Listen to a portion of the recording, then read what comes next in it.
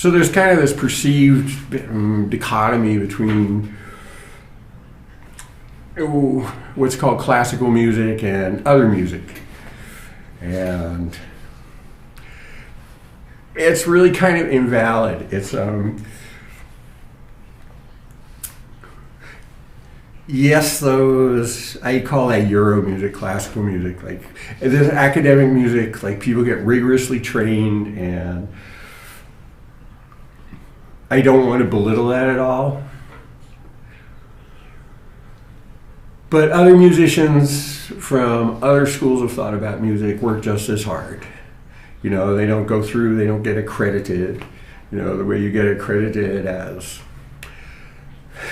as a different kind of musician is you go out and play and people listen to it. And that's you know, the school of that, you know.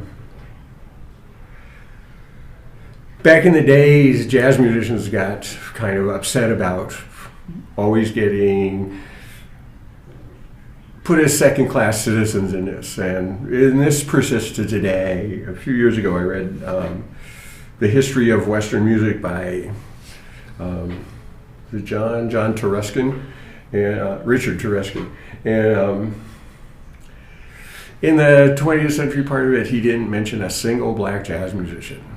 You know, he mentioned a few film composers that had, you know, touched on jazz. I believe Elmer Bernstein, you know, like. But anyway, he just totally dismissed all that. And I think the burden of that division, it really comes from the academies. And it's sort of like they over-legitimize themselves by trying to delegitimize other musicians. There are, you know, among jazz musicians, like going back to the 40s, there was Lenny Tristano, who was, you know, just as knowledgeable as anybody else, and just as theoretically active in music, and he sort of led a group, his own group, and people like Mingus were involved in this. It became this thing called sort of third stream that was sort of trying to blend the two, and it was mostly just to get some recognition that, hey, you know, like, just because we didn't go to your conservatory, like, you know, we're just as good as you. And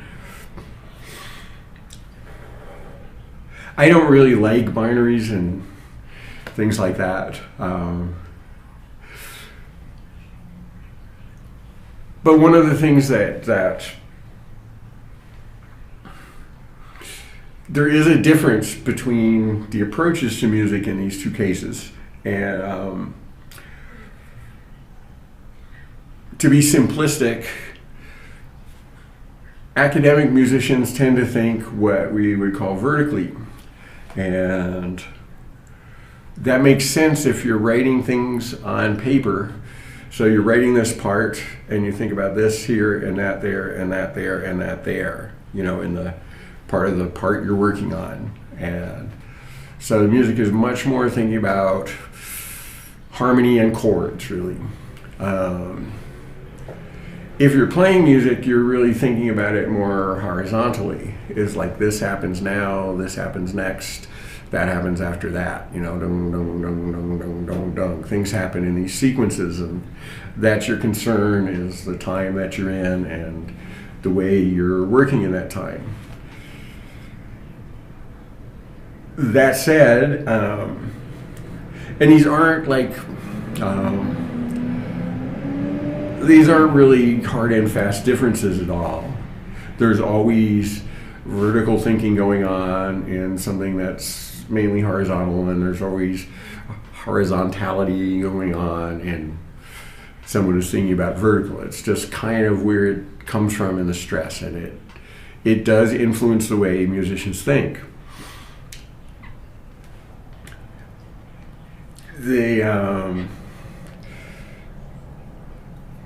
Within the classical music community, whatever you want to call it, there have always been people who wanted to think more horizontally.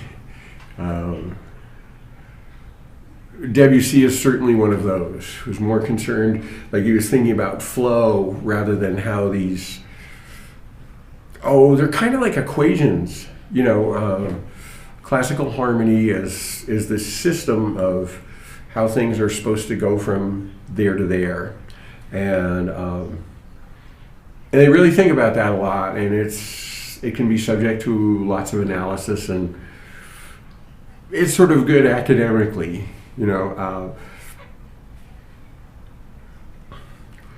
Where a player, someone who's actually making music in the moment, that's a little more of a detail and less of a driving force. And so that, I think analysis of jazz solos, it can be interesting. And it can show the kind of processes that musicians go through and like that, but it's not really the same as analyzing a score where everything is just blocked out, and it kind of go through those equations. That's a little more mathy. That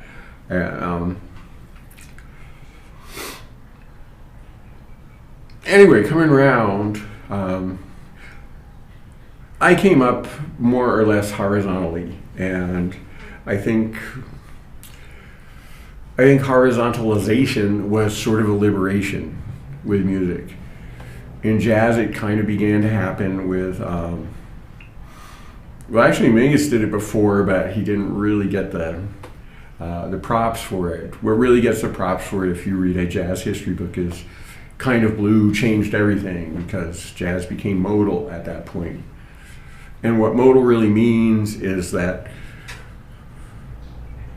you think horizontally instead. Like before, music like bebop and hard bop is very involved in its chord changes and key changes. And Kind of Blue sort of dispensed with that a little bit and just said, okay, here we have this set of pitches in this region in which they exist, and do your thing in there.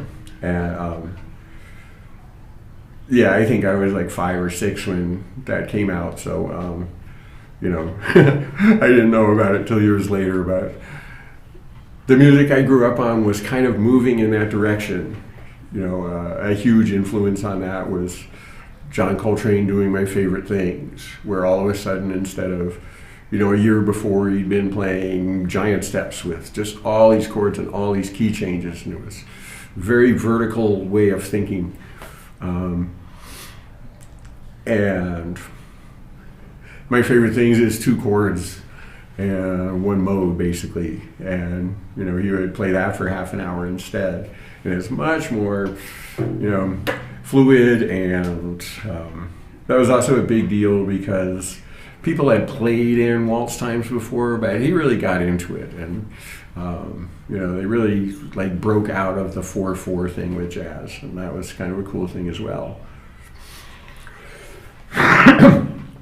Anyway, that really influenced a lot of the music that I grew up in. It was moving toward that, so that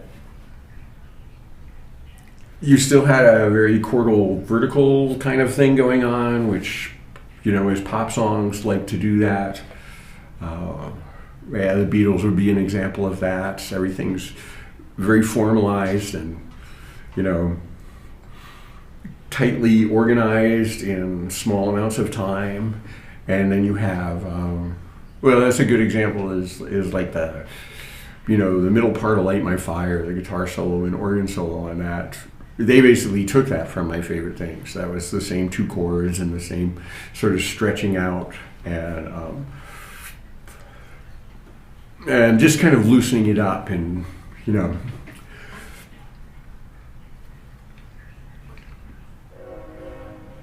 And so those 2 things, my response was always a little more toward the horizontal because I like to play. And so playing is, you can either jump the set of hurdles, which was what Train was doing with giant steps, or you can just kind of go with that a little bit and try to get into the fluidity of the music. And just for instance, and this influenced a lot of this thinking too, was Ravi Shankar was coming to the West and presenting Indian music and very much like explaining it and helping people understand it. And a lot of Western musicians were saying, "Hey, I want to do that. You know, that's awesome. That's cool. Let's do something more like that." And most non-Western music is horizontal. It's about playing and being in the time and playing rather than setting up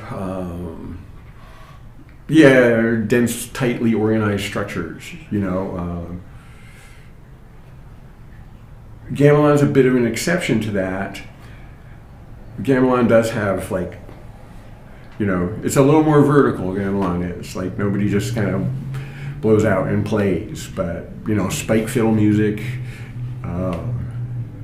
Kalen Kaylor, is that his name? You know, we'll just kind of riff for a long time on spike fill, and you know, that's a Persian tradition. And oud players kind of half and half do that. You know, it's less songy oud music; it's more kind of a little bit more droney. And sitar music just stretches out for, you know, an hour on, you know, a kind of minimum set of material. They have a time signature and they have a pitch set, and they just kind of go with that and see what they can do within it. And so that it's much more about the player than the composer. And this expresses a kind of social relationship, is who's making decisions in this. And with the academic Western Euro musical tradition,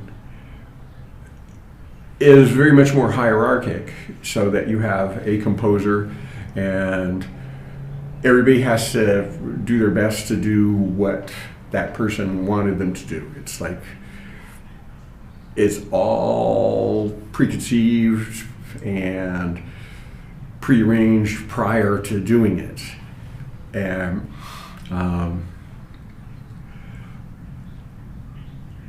and that has a kind of, you know, there is politics to that. And there is, you know, it takes a lot of training to do what somebody else is going to be telling you to do, to follow instructions. And it's produced that system has produced lots of, very beautiful, you know, very beautiful structures and constructions. I'm not knocking that at all, but it does really limit the creative participation of anybody involved in it. Like, ideally it would be played by perfect robots most of the time. If it's a violin concerto or a piano concerto or something like that, it wants expression at that top level. But just for a large orchestra piece like a Beethoven symphony or whatever,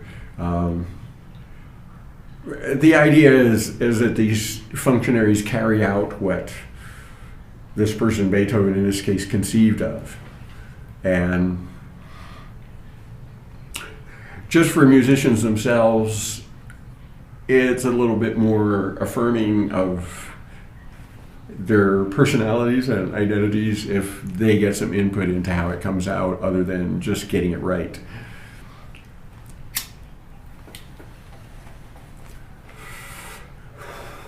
Still, however, there is no reason that if one is participating in horizontal music, and more of horizontal music, just to go a little more with that,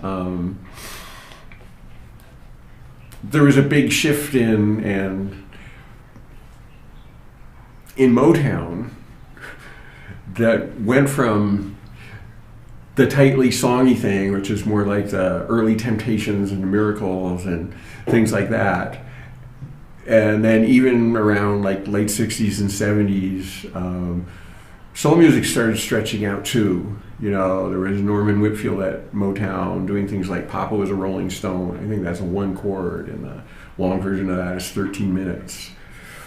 And Curtis Mayfield with things like Move On Up that just kind of, we get going and keep going.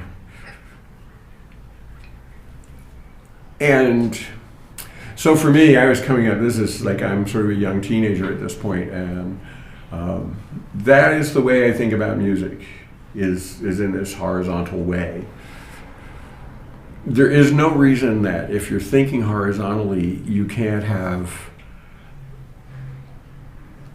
vertical ideas in it. Like at the most simple, it's just very simple, and you just noodle, and that's what you get. But there's no reason that you can't have more with that. That's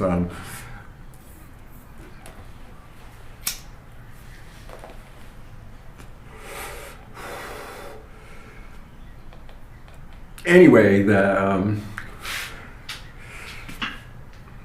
I find it objectionable that prejudice of the academies toward this verticality. They tend to dismiss the other stuff as, oh, well, they're just fooling around. Like, we're really, like, doing all this, like, detailed and exhaustive and meticulous work. And it's true that they are, and that fully deserves appreciation. I'm certainly as much influenced by Stravinsky and Bartók and Berg and like that as I am by Duke Ellington and, well, Duke Ellington was very vertical, but anyway, as by Mingus and Coltrane and so forth. And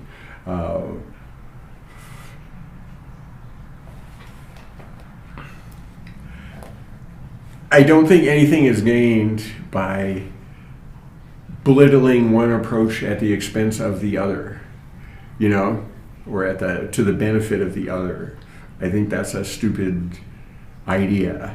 Even though I play very horizontally and I like to be in the moment and just sort of feel where it goes, I still I've read every theory book I could get my hands on and analyzed scores and done my best to understand the meticulous structures and find ways of getting at them without necessarily preconceiving everything. To someone like me, the fun of making music is making music and being stimulated and inspired in the moment. Say you're playing something totally preconceived and it comes along and you hear something really cool. Well, you're not allowed to do that.